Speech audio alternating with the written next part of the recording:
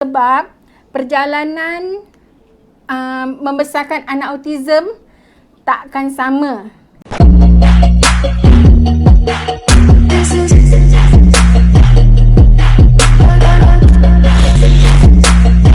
So, tadi kita dah buat room tour atau house tour dekat rumah Puan Hanizam. So, sekarang ni kita bersama dengan Puan Hanizam.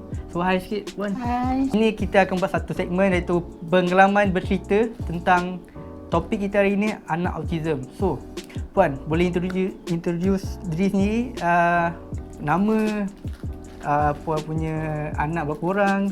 So, boleh teruskan? Okay. Nama saya Puan Hanizam binti Hamzah.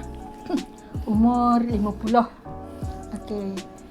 Suami saya Karim bin Muhammad, sebaya juga. Kawan sebaya. Lepas tu kami ada 4 orang anak. Yang sulung perempuan Siti Nurlaili Karim sedang melanjutkan pelajaran dalam bidang PhD Pure Matematik. Yang kedua Ahmad Khairun Nas 23 tahun. Yang ketiga Ahmad Khairun Najmi 20 tahun. Itulah anak autism. Dan yang bungsu Ahmad Khairun Nizam 17 tahun. Oh, memang semua anak Puan lelaki memang depan Khairul lah. Ahmad. Sorry, Ahmad. Ahmad Khairun semua tiga-tiga ada Khairun. Kalau nama sikatan AK. AK. Senang nak semua. Senang nak ingat. So, alright. Soalan yang seterusnya, maaf lah saya agak terlupa sikit soalannya. So, soalan yang kedua, pendidikan dan kerjaya dulu dan sekarang. Okey.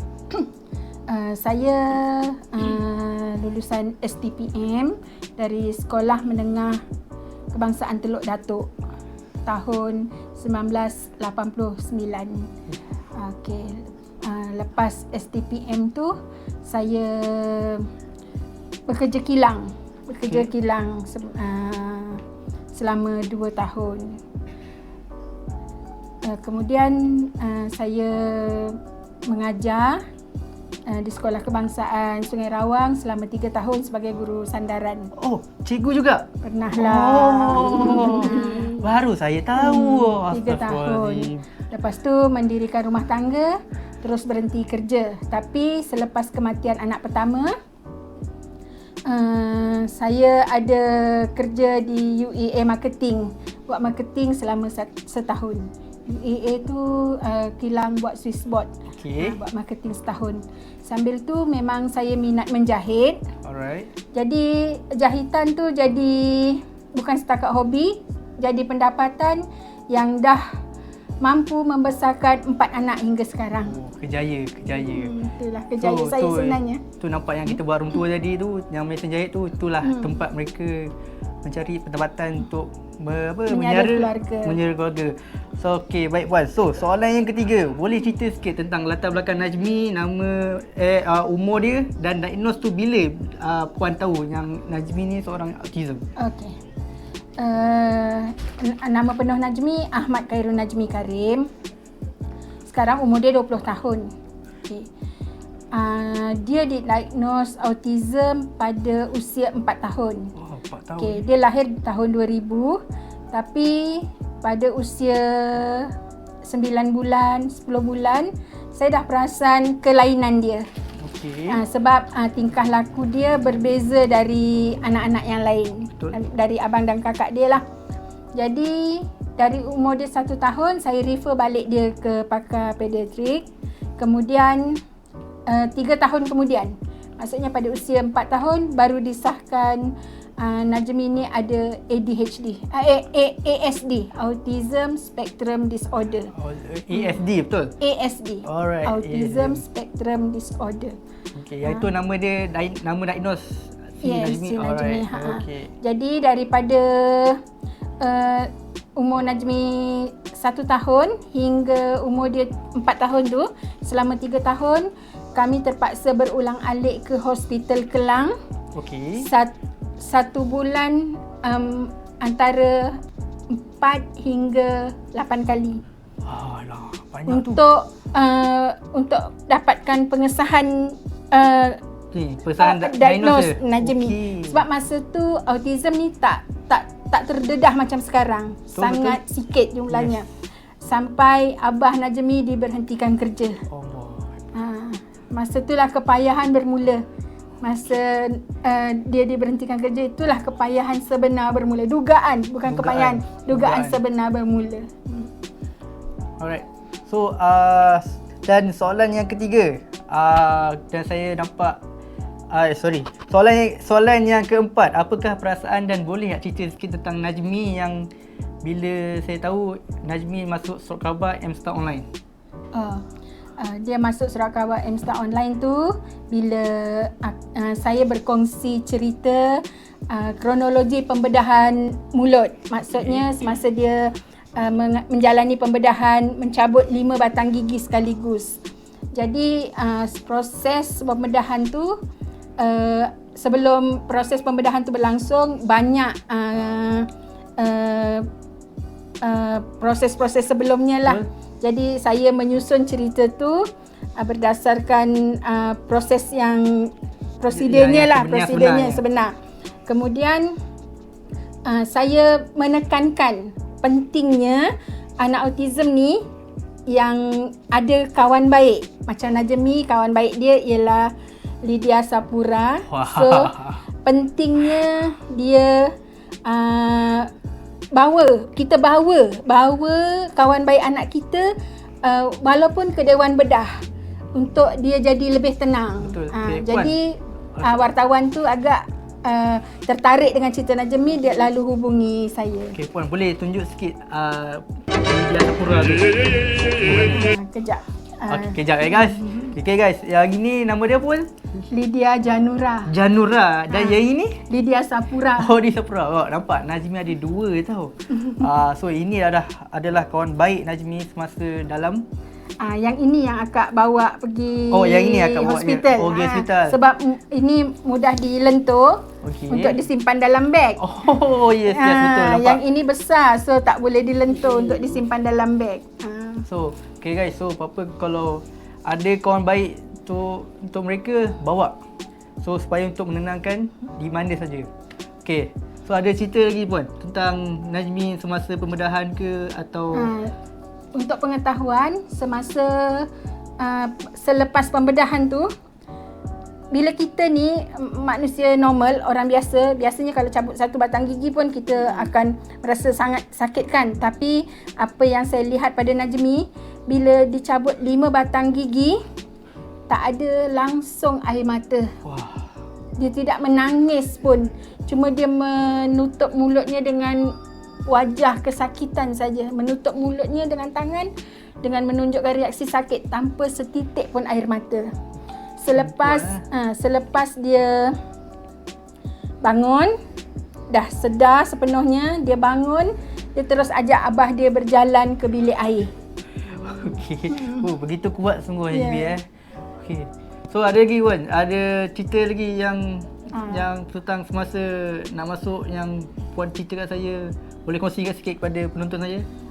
Masa nak masuk Dewan Bedah tu, sebenarnya paling struggle ialah masa kita nak pengsankan dia.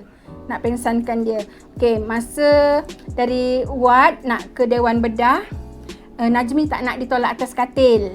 Jadi saya dan suami mengambil keputusan untuk pimpin aja tangan dia. Katil ditolak kosong. Katil kosong ditolak, saya dengan abah dia pimpin saja tangan dia. Sambil berjalan, dia peganglah Lydia Janura, dia main. So dia leka. Sampai di Dewan Bedah, saya arahkan dia baring dan pegang benda tu lah. Betul. Bila ditolak ke dalam, dia dah panik sebab kenapa dia perlu ditolak bergerak katil tu kan. Tapi alhamdulillah dengan pantas, abah dia pegang tangan, saya menindih bahagian kaki. Memang struggle sebab dia besar, dia 1.75 dengan berat 60 kg. Memang dia dengan tenaga autism sangat kuat. Beberapa orang nurse membantu tapi di bahagian kepala. Sebenarnya hanya mak bapak saja yang tahu kekuatan dan keupayaan anak kita. Betul. Jadi kita yang sebenarnya perlu ada bersama mereka. Jadi abah dia pegang 2 tangan, saya menindih 2 kaki dia. Seorang pakar bius menekup dekat mulut sampai dia pengsan. Alhamdulillah, sebenarnya Najmi dah 3 kali jalani pembedahan.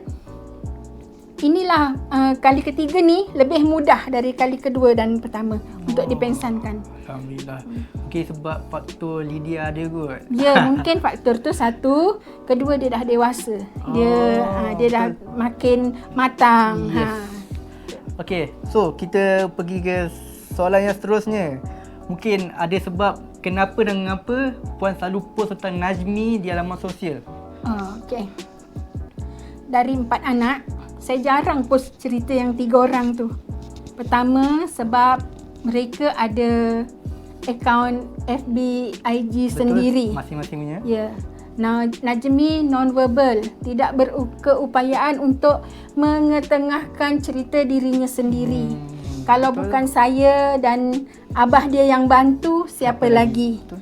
Kedua, saya nak masyarakat di luar, terutamanya yang ada anak autism, mungkin boleh mengambil pengajaran dari cerita atau pengalaman yang saya kongsikan. Sebab perjalanan membesarkan anak autism takkan sama. Yes. Anak kita berbeza dari anak orang lain. Jadi cara kita berbeza dari cara orang lain. Tapi tak mustahil juga anak kita ada persamaan dengan anak orang lain juga. Orang lain juga. Yang dia boleh ambil pengalaman kita untuk dijadikan sebagai rujukan. Untuk anak mereka. So, sebab itulah bila Puan selalu post, sebab tu M-Star Online call Puan Nizam untuk ditemu ramah. Dan mungkin cerita menarik dan boleh saya kongsikan laman sosial FB Puan di... Boleh Alright, nanti saya akan letak di description bawah.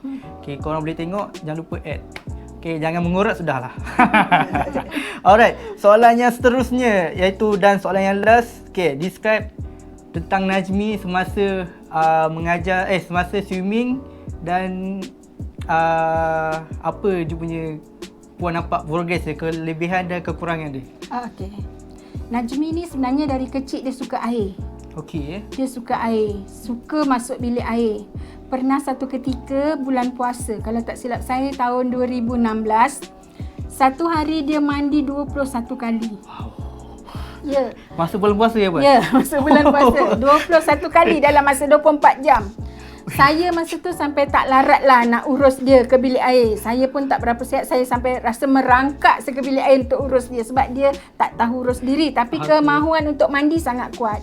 Jadi, sebelum-sebelum ni pun bila kita bawa ke sungai atau kita buka kolam kecil tu, dia akan mengocak air saja. Mengocak air saja. Jadi, selepas terlibat dengan kelas renang Aquaputra, saya nampak sangat berbeza. Sangat berbeza sebab dia dalam kolam pun dia dah boleh ikut arahan. Betul. Satu perkara yang paling nampak nyata, dalam kolam pun dia dah boleh ikut arahan. Kedua, dia dah boleh survive. Sekurang-kurangnya dia boleh survive dalam air. Dah boleh berenang. Maksudnya autism yang non-verbal, severe macam Najmi pun masih boleh diajar berenang. Betul. Tak usah putus asa. Doa dan usaha tanpa putus asa. Itu moto akak selalu. Tak ada benda yang mustahil. Ya. So Puan, tadi Puan kata 21 kali masa puasa. Saya tanya, masa PKP macam mana Puan? Masa PKP sebab semua dicutikan berenang. Yes, betul. Ya, jadi abah dia terpaksa buat pancuran dekat luar. Okey. Buat pancuran kat luar, tinggi. Jadi semen kosong tu Najmi akan baring meniarap seolah-olah berenang dekat luar tu. Okey, faham. So, mungkin Puan boleh cerita sikit tentang pasal Najmi selalu simbah air di tepi kolam tu. Supaya penonton boleh tahu. Okey. Bila dalam kelas renang, kalau cikgu perasan, ibu dia dari tepi kolam memang akan menjerit selalulah. Sebab dia suka menyimbah air ke tepi-tepi kolam kan. Mungkin tu cara dia nak melepaskan, maksudnya nak bersenang-senang. Macam kalau dia rasa macam dalam latihan renang tu dia dah rasa penat ke apa, dia akan ke tepi dan menyimbah air. Betul tak cikgu? Dia akan buat macam tu kan? So, ada satu masa tu puan kata Najmi selalu siram air di tepi tu mungkin faktor dia selalu siram pokok bunga. Betul ke puan? Betul. Sebab selain daripada suka air untuk mandi, suka air dengan mandi, dia juga selalu siram pokok bunga saya. Dia buka air paip, dia siram pokok bunga saya satu hari sampai 7-8 kali. Oh, 7-8 kali. Ada pokok bunga yang banjir lah dia buatnya. Okey puan. Itu saja untuk hari ini dan terima kasih untuk melapangkan masa dengan sesi interview dan house tour ni. Dan terima kasih puan menjemput kami datang ni dengan makanan yang sedap. Alhamdulillah. So jarang saya rasa ayam masak pedas. Selalunya saya rasa ikan saja dan kita jumpa next video. InsyaAllah. Terima kasih kerana menonton. Okay, jangan lupa subscribe channel aku Syafiq AJ. Thank you. Syafiq ada first news banyak dekat. Itulah tu. First time nak interview orang kan.